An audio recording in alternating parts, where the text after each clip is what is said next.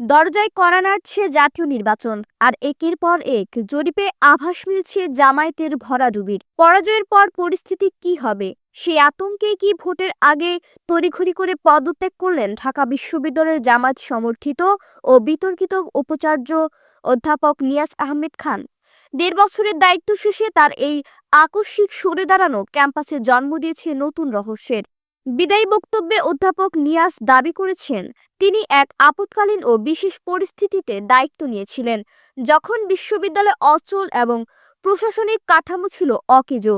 ছাত্রদের অনুরোধে দায়িত্ব নিলেও তিনি নিজেকে অরাজনৈতিক দাবি করে এখন সরে দাঁড়াতে চাইছেন। তিনি বলছেন, পরিস্থিতি এখন স্থিতিশীল এবং তিনি তার মূল পেশা শিক্ষকতায় ফিরতে চান। কিন্তু বিশ্লেষকদের প্রশ্ন, নির্বাচনের ঠিক আগ মুহূর্তে কেন এই পদত্যাগ? জামায়াতের রাজনৈতিক বিপর্যয়ের আশঙ্কা থেকে কি তিনি নিরাপদ দূরত্ব খুঁজছেন, নাকি আসন্ন রাজনৈতিক সরকারের রোষানল এড়াতে এই কৌশল?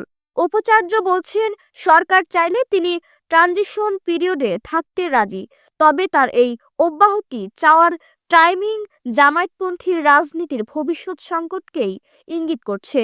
জামায়াতের ভরাডুবির শঙ্কা আর উপাচার্যের এই পদত্যাগ কি একই সুতোয় গাঁথা? ক্যাম্পাসের রাজনীতিতে এই পরিবর্তন ভোটের মাঠে কি বার্তা দেয়, সেটাই এখন দেখার বিষয়।